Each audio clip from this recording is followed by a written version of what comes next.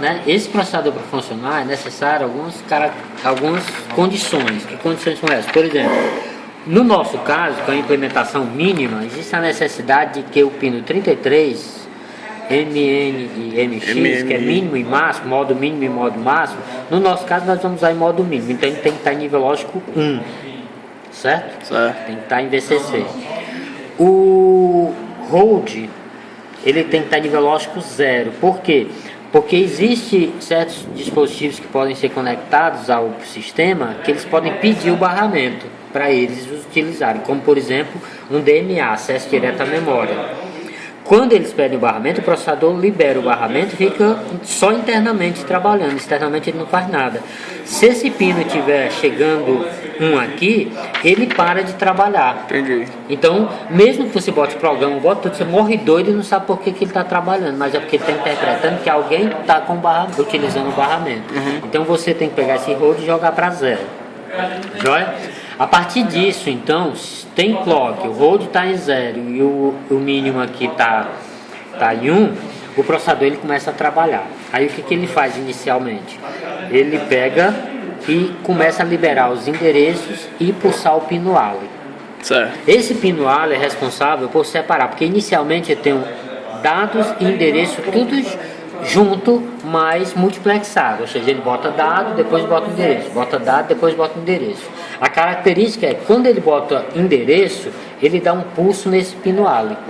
Para que isso? Para que eu possa me utilizar de um sistema de LEDs. De LED, são os LEDs, né? são os 3 LEDs, né? Isso, um sistema de LEDs, que é o 74LS373, que na realidade são flip-flops tipo D, que ele coloca na entrada desses flip-flop tipo D, desses LEDs, e dá um pulso com o ALI.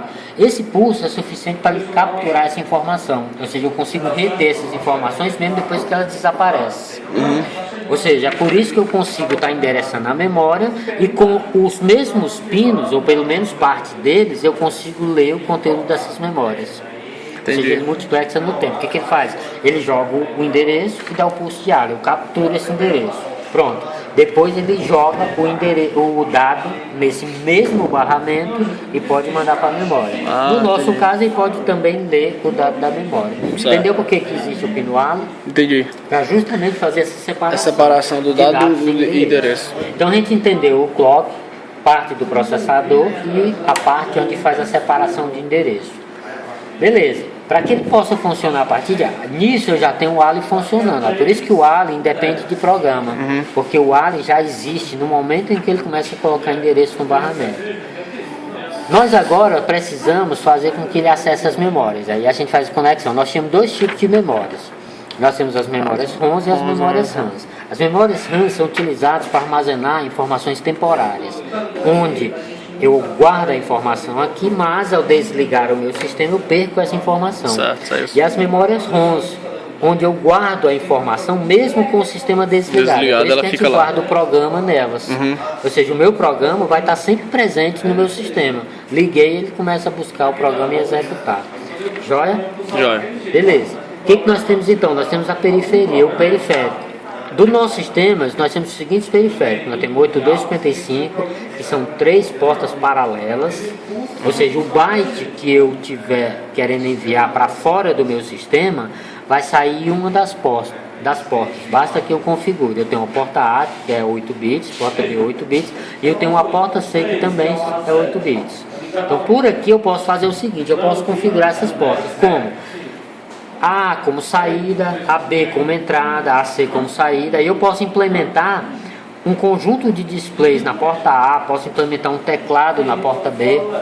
Aí o meu sistema pode, de repente, eu teclo informações, está entrando pela porta B e as informações podem ser mostradas pela porta A. Um exemplo. Entendi. Né? Posso ligar um LED, posso ligar um conjunto de LEDs, uma chavinha, qualquer coisa desse tipo aqui. Joia? Agora, para que esse cara funcione, existem algumas características também. Ele tem internamente 4 registradores. É por isso que eu tenho 2 endereços, A0 e A1 dele. Para que eu possa acessar esse conjunto interno de registradores. O primeiro registrador é responsável, ou seja, o 00 é responsável pela porta A. Tudo que eu jogar nesse registrador vai sair na porta A. O segundo é responsável pela porta B e o terceiro pela porta C. O último registrador, que é quando o A0 e o A1 está em nível lógico 1, os dois, é o registrador de controle. Que registrador de controle é esse? É onde eu faço a programação do 8255. Eu digo para ele como ele deve funcionar. Entendeu? Entendi. Por exemplo, se eu quero que a porta A seja a porta de saída, para mim ligar LED, desligar essas coisas, eu tenho que ir no registrador de controle e existe um conjunto lá de bits, né? Onde eu coloco a informação que eu botar nesses bits lá, vai dizer para o 8251 que aquela porta é somente saída. Assim como para a porta B e para a porta C. Beleza? O restante das informações, read, onde eu posso ler conteúdos dos 8251, write, que eu posso gravar ou mandar informações pelo 8255, desculpa. O reset, que é o mesmo reset que sai do 8284, é o mesmo reset lá, né? que vai para É o mesmo processador, exatamente. E o chip select. O que é o chip select? O componente ele só vai estar liberado, ele só vai estar trabalhando no momento em que eu mandar selecionar ele. Por que isso? Porque o processador só pode trabalhar com uma coisa por vez. Eu posso encher de coisa, mas ele só vai trabalhar apenas com uma coisa por vez. É por isso que nós temos que fazer o que a gente chama de decodificadores de endereço. Existem dois tipos de decodificadores de endereços. O primeiro é o decodificador de memória, onde eu vou selecionar o grupo de memória RAM ou o grupo de memória ROM para trabalhar, né? O ROM vai conter o código do meu programa e as RAMs vai ser utilizada para armazenar informações temporárias. E o decodificador de I/O, que é o decodificador de periféricos.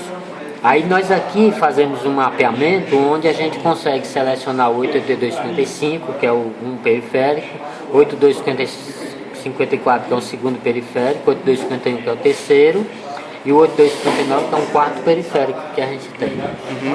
Beleza? Beleza. Jóia. 8255 então é fácil, né? Entendi. Nós temos um outro periférico chamado 8254. Dentro dele existem 3 timers. Na realidade é timer misturado com meu nome?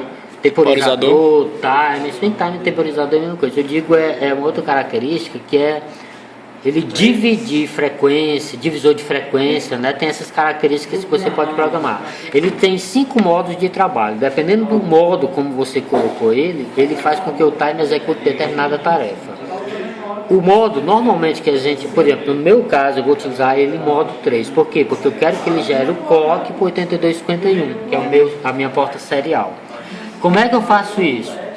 Da maneira como o 8255 trabalha, ele também trabalha. Ele tem 4 registradores internos, onde um registrador é para o primeiro temporizador, o outro é para o segundo e o outro é para o terceiro, e a palavra de controle, igualzinho ao 8255. Então eu tenho que endereçar esse cara e dizer como eu quero que ele trabalhe. Eu estou, por exemplo, fazendo um programinha que pega o timer 1, que é esse aqui, e faz com que pegue o pulso de P-clock, que é o clock dividido por 2, né? Metade dividido, do clock, né? normal, eu quero que ele divida por 8. Por isso que eu estou mandando ele trabalhar no modo de divisão por 8. Ele divide, vai sair então uma frequência dividida por 8 aqui. Pronto, beleza. A partir daí, o que foi que eu fiz? Eu estou usando essa frequência para mim trabalhar com o 251, que é uma interface serial. Ela pode trabalhar no modo síncrono e assíncrono. No nosso caso, a gente vai botar para trabalhar no modo assíncrono. O que é o modo assíncrono? O modo assíncrono, ele não se preocupa.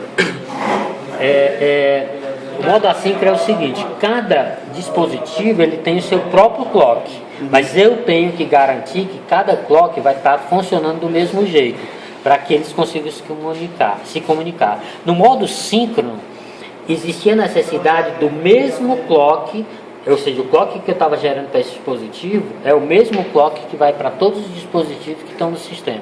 Isso é o chamado modo síncrono. Existe um clock só que vai trabalhar para todo mundo. E o assíncrono não. O assíncrono eu simplesmente monto a informação, um determinado clock, e mando. Se o outro cara estiver trabalhando nessa mesma frequência, estiver apto a trabalhar nessa mesma frequência, ele consegue capturar essas informações e decodificar elas. Certo? Certo. Então, ele recebe o dado de forma paralela, serializa esses dados, coloca 2 bits de controle ou mais, dependendo de como você configurou, e manda essa informação pela linha serial. Beleza? Legal. Entendi. Outra coisa também que esse cara pode fazer é o seguinte: no momento que chega uma informação, que eu transmito a informação, eu posso gerar o que a gente chama interrupção. O que é interrupção? O processador está trabalhando, fazendo uma determinada coisa. Chegou uma informação na porta de comunicação. Isso é prioridade para mim, porque eu tenho que guardar essa informação na memória RAM. Então, existe muitas vezes a necessidade de você fazer com que o teu sistema de comunicação ele interrompa o processador para fazer esta função e depois ele retorne o que ele estava fazendo.